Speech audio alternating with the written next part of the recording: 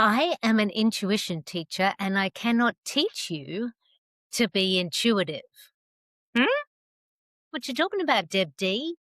No, it is impossible for me to teach you to be intuitive because you already are.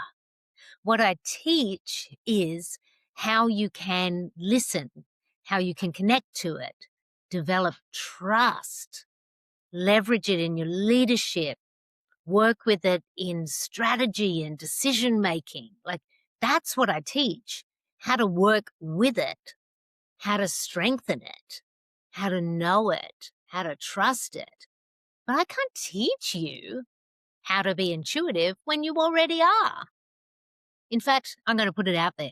If there's a teacher out there that says, come and do my course because I will teach you how to be intuitive, you can say, I'm not giving you my money because you're taking away my power.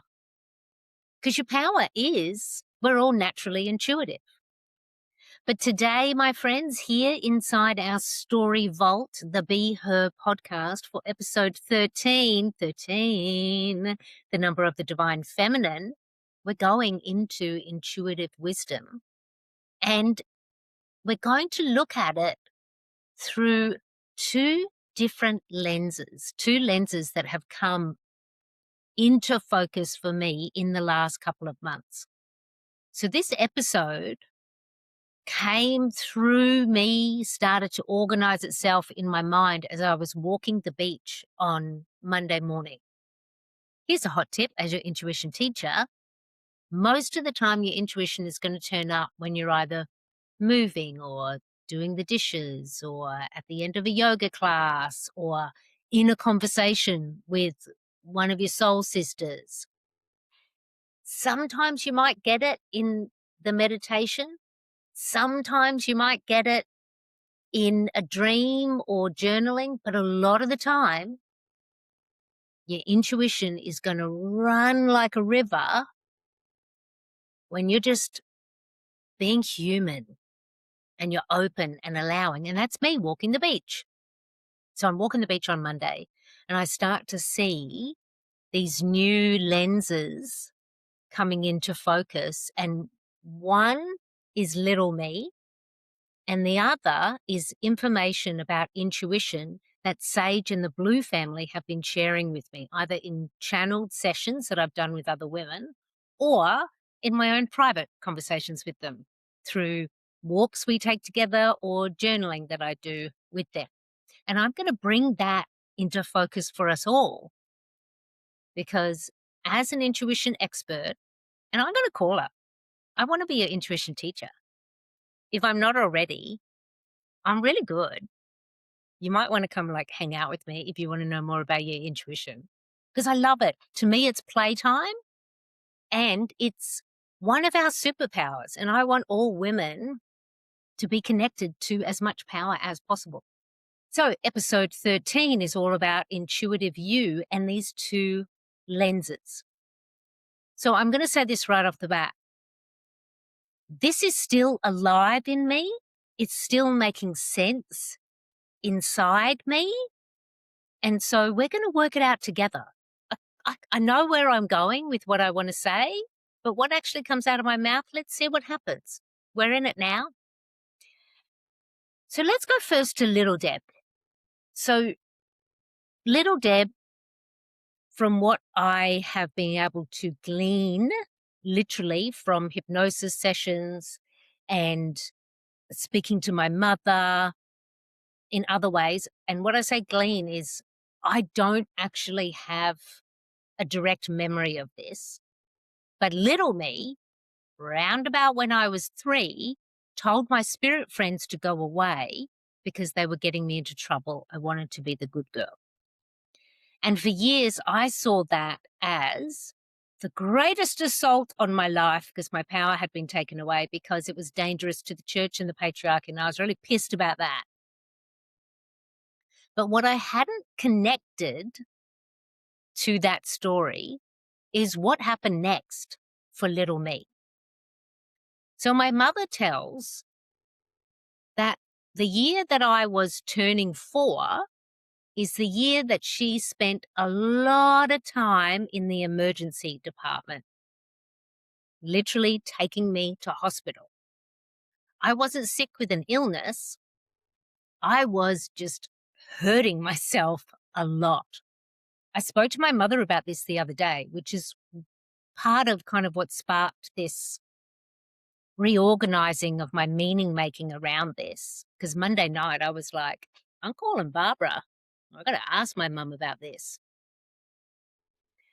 So when I was 3, going on 4, there was a series of accidents that happened.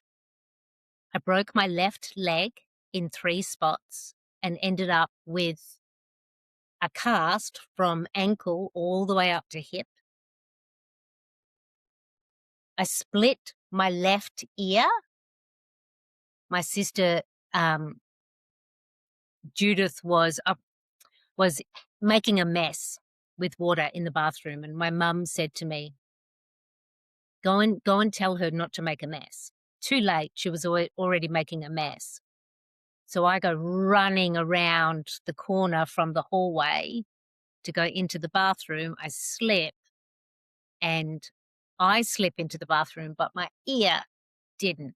It stayed out in the door. So I've got this ear that got all mangled. My left leg broken in 3 spots because my sister Sandra and the neighborhood friend Gabrielle were on a swing, one of those swings that has the 2 seats on either side and it's swinging. And they were teasing me because they were on the swing and I wasn't. And I wanted them to stop so I could get on the swing. There was room for me. They just didn't want me on the swing. So little me was like, fine, I'm just going to stop the swing then. And I put my left leg out and smashed in 3 spots. We also, the year I was 4, we lived in this amazing house. I actually remember parts of it. It was a house where I spent years of my young childhood. And out the back, against the back fence, we had these big, beautiful fruit trees, apricots and plums. And so when the season would come round, as kids, we would literally go out and be fruit picking and eating. And my mum tells me just the other day, I don't remember this, that I tripped over one of the roots of those fruit trees and I dislocated my elbow. Now, Mum can't remember if it's the left or the right. I have a lot of trouble with my right elbow, so I'm guessing it's the right one. And then Mum said, but there was more. She said there was more ways that I just kept falling over or finding myself slipping in water or not getting my way and getting in the way of an accident. And I knew that about me, but I hadn't connected that all happened when I told my spirit friends to go away. So now, meaning making Deb, walking the beach on Monday, I was like, oh, I became completely ungrounded. I wasn't in my body. I was literally tripping over stuff, slipping, hurting myself, trying to be seen, give me my turn. Like a lot of these things are little kid stuff, but my mum said, she said, I was really worried about you that year. Because my mum's got 7 children. And she said, that is the year that I spent most of the time in the emergency department. She said, something was going on with you, Deborah. And I said, I know what it was, Mum. I had turned off my intuition. I felt that it wasn't allowed. And the result was a whole heap of chaos. Now, yes, this is meaning making. This is what we do as humans. We connect the puzzle pieces of our lives and we create meaning around them. We're doing it all the time. And I don't think there's anything wrong with that, but I do believe we need to understand that that's meaning making. That's what we're doing. It's not always grounded in fact. because you could ask 7 people who are all at the same party about a particular moment at the party, and there's 7 different experiences of that moment. So we're all making meaning, but this is also a part of the joy of the human experience is you get to be deeply interested in yourself and find meaning in what has happened, what you survived, what you were challenged by. We are living stories. So now I have this new meaning. And I think a part of another reason why this is come forward now is in part for what Sage and the Blue family have been sharing with me. What was already coming through my teaching before they started sharing with me. But also I have been putting a focus on embodiment in 2026. I have been going to yoga class often, more than the years before.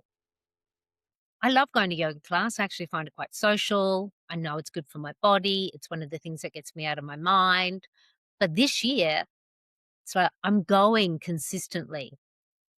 I'm also doing more strength training work in my body. I'm focusing on how my body is feeling. And I've also started to see here on the island this amazing osteopath who is really working with my body and making these connections around how my body's connected or not connected. And all of that has got everything to do with little me because it's these accidents that happened when I was 3, turning 4, before I even got to school, and then school and the whole education system then started to tell me who I was. So what I want to highlight here before we shift towards Sage and the Blue family, a different lens, is I told my spirit friends to go away, and what happened next is a whole heap of chaos, accidents, and an ungrounded Deborah. Then you fast forward now many years, and I'm an intuition teacher, and I'm working with women around their intuition. I've been doing it for years.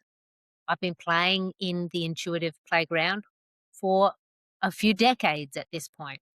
And what I know to be true is your intuition is your first sense. It's natural. It's practical.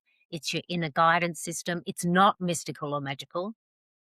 It can give you access to the mystical and magical, but it's not the mystical and magical. It's natural. Every single human is intuitive. So this is why when I'm teaching intuition, it's very practical. I call them intuitive reps, like literally going to the magic gym, intuitive magic gym. You repeat certain activities and like almost like doing bicep curls, but for your intuition. That's what an intuition teacher does. A good one like me, just saying. If you want to learn more about your intuition, just saying. So we're doing intuitive muscle reps and we're actually learning how how communication works between earthbound me, conscious me, and intuitive me. And then when we learn and leverage that, then we get the trust and giddy up, let's go. The whole world starts to open up and you are connected to your intuitive wisdom. And for quite a few years, a huge part of what fueled this for me was what had happened to me, little me, because of it wasn't understood by the adults around me, Catholic Church, patriarchy, whatever you want to call it, I shut it down. So I also saw this mission for myself of like, I'm supporting women to reclaim it.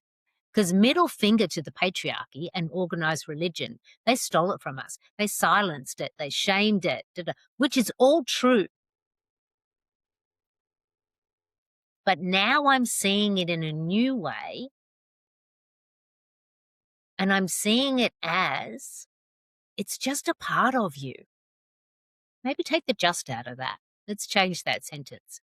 It's a part of you. It's a part of me. What about if we take away this emotional sting of the silencing and the shaming. And again, this is true. This has happened for generations. It's what happened to me. But it's also what's been holding us back, being connected to this story where we are the victims. I'm not connected to that story anymore. I'm more connected to the story of we're in the new narrative, women's leadership is rising, and our intuition is part of what we bring to the table, part of what we're using to build new tables. It's natural. It's a part of every leader. It's a part of every woman. It's a part of every human. And we're just remembering, we're just taking away all our barriers. We're just trusting. And I started to see and tune in this way, particularly with the women who I work in leadership who are leveraging their intuition in up-leveling their leadership, in shifting identities from the inside out, in upscaling their vision and impact in the world. They don't need to go to the mystical and the magical. They're here earthbound, making a difference. And then Sage and the Blue family step into the story. So if anyone's just picking it up now, I'll give you a little bridge. Sage is my beloved son who has been in spirit for 13 years. The Blue family are the souls that he hangs out with. In 2026, I finally surrendered and said, all right, Sage and the Blue family, I will be your earthbound channel. Let's go. So I have started to channel down information from Sage and the Blue family and have been sharing it with women in the BeHER collective in community circles. There's an episode where I speak about it in more detail. Can't remember what number it is, but the title of the episode is Ripping Off the Band-Aid, I think. It's all about ripping off the Band-Aid. Anywho's, Sage and the Blue family, we've been hanging out for a while now. There's been a couple of community circles. There's been time when I've been asking them to work directly with me on my leadership and being the founder of the collective, the leader of the Gentle Revolution. And they're like, yeah, this is what we've been waiting years for, Deb. Let's go. And this is a new way of seeing and working with intuition that they have given me. And let me just say, I'm still digesting this. So let's all kind of work through this together. So what they share is intuition for a woman is like water. I said it's like nourishment and it's literally hydration. So then when they go further, they're talking about this hydration as literally what lubricates us from the inside so that everything is running and humming.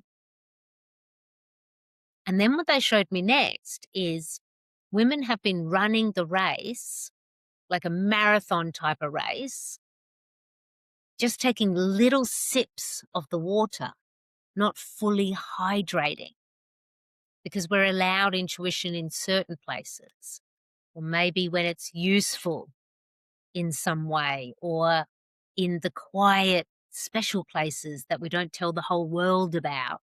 These little sips where we'll take sips of intuitive wisdom.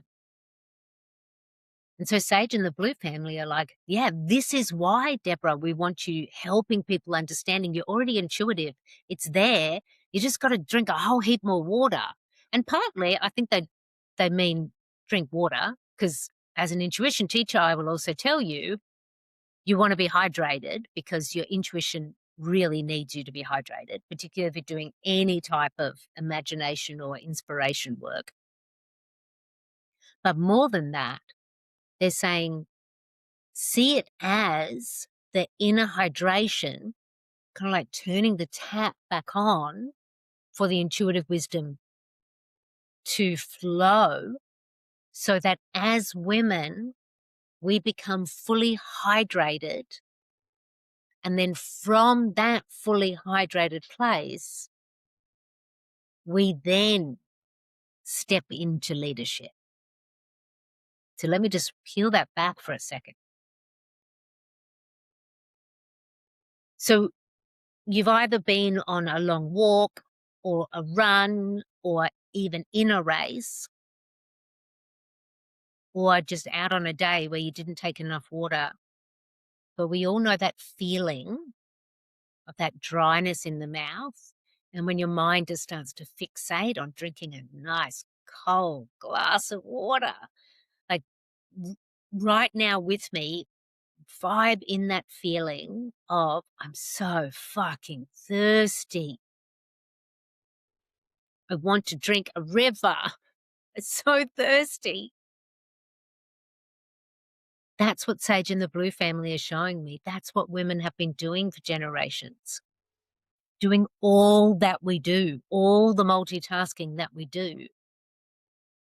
Thirsty. Not hydrated. No wonder we're burning out. No wonder we have so much, like we have the majority of autoimmune disease. We're all dehydrated from our wisdom, from our inner guidance system. So what I'm seeing now in my meaning making of little Deb got real ungrounded and accidents happened, and Sage and the Blue family saying, yeah, Deb, intuition's important, but it's actually the pre-beat before the leadership, before the change that happens in the new era. They're really clear about that. They said, we don't want you to drop it, but it's not the point. It's not the point. It's the hydration. It's the preparing for the woman. It's actually getting everything back online for the woman. And so what I'm seeing now is intuition is more about us being grounded and resourced, earthbound, rather than trying to connect to the universe or the heavens or an angel or a guide. Yes, your intuition can support you in doing that. But the meaning making that is going bing, bing, bing, bing, bing in my mind right now is it's more about you earthbound than trying to reach to the heavens or the ethers or the universe, whatever word you want to use. Turn it around to this is a human skill. And because of a whole heap of patriarchal posturing, organized religion, capitalism, all that fuckery of generations, women have disconnected, turned off the tap, only been taking little sips. And we are dehydrated, trying to run a race, trying to change the world. And so what's possible for all of us if we see our intuitive wisdom as a river of insight, as a way of nourishing ourselves from the inside out, as a way of getting our full selves back online, resourcing ourselves. So we are bringing intuitive wisdom and our intellect and all of the amazing skills that women have naturally. All of that coming forward and bringing it into women's leadership. I mean, I'm so curious what you think. I really, really do want to hear from you. When I say intuition is water for a woman, is that resonating, or are you like, it's going to take a few beats, Deb? I need you to talk about that some more. Or are you getting like a ding in the mind with just like, oh yeah, I got it. Because like I said, I'm still figuring this out. I'm figuring it out with you in real time because I'm changing as a woman. I'm changing as a leader. I'm now a channel for Sage and the Blue family, which is changing me. And we are in a changing world. And so we don't have to have it all figured out. We can be in the figuring out of it together. Mhm. We're all just figuring it out. And let's no longer take sips of water. Let's drink the whole river because there's more coming downstream. Now, I do want to share at this point, if you are someone who is listening and you're like, I want to be in the river, I want to feel hydrated, turn on the water. But you're also someone who's like, and I never really knew how to do that. Then I am going to direct you towards a tune. A tune is a 5-day intuition activation that I created a couple of years ago now. And I still, to this day, I stand by this. I think it's one of the greatest things I've created. I love the story arc in it. I love the practicality of it. But essentially, what a tune is an audio activation. So over 5 days, you listen to me for about 10 to 15 minutes each morning. There's an audio that you get for each day. And we start at day 1. And each day builds your intuitive listening. It literally gets you online. It gets the water running. So you don't have to try to figure it out.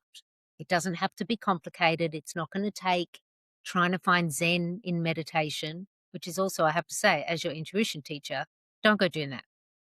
That is not the way you want to start playing and connecting with your intuition. What you want to do is say yes to a tune. You want to say yes to a tune. Now, for BeHER podcast listeners, there's a sweet deal there for you. You're going to go to the show notes now. You're going to see the link for a tune. You're also going to see the discount code because you're one in a million. You're in the collective.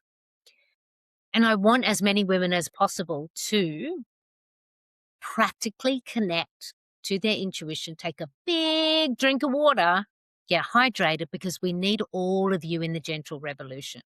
But we are the intuitive heroines of the gentle revolution, and the new era is here. This is what I'm being led towards. This is what Sage and the Boo family are leading me towards. If you're connecting to anybody else who's either a spiritual teacher or a thought leader who's working on women's leadership, we're all saying the same thing. Now is the time. And we don't have to force or rush, but we do need to step forward. And one of those first steps is ensuring your intuition is online and you are hydrated with intuitive wisdom. So if you've been hanging out with me for a while, we've probably done a tune together, or you've done a tune yourself. You can do it all on your own. It's 5 days. It lands in your inbox. It's 15 minutes a day over 5 days. And you get that intuitive wisdom running like a river. I'm so curious what you are taking away from this episode, because as I said, I'm figuring this out and I want to figure it out with you. Please send me an email, Deborah@thebehercollective.com, if there's a question, if there's what's sparking for you. And if you're not sparking, if you're feeling thirsty, a tune. In 5 days, you'll be in the river. All right, my friends. Yep, you're intuitive. It's your first sense. And it is the wisdom that we all want to hydrate now, because we are the women of the new era. We are planting the seeds. We are writing and weaving the new narrative. The gentle revolution is underway. And we are the intuitive heroines who are making that way. You are one in a million, and I am so pleased to be with you for episode 13. Coming up, I have some amazing women sharing their stories, plus more about the gentle revolution, intuitive heroine status and you and your leadership.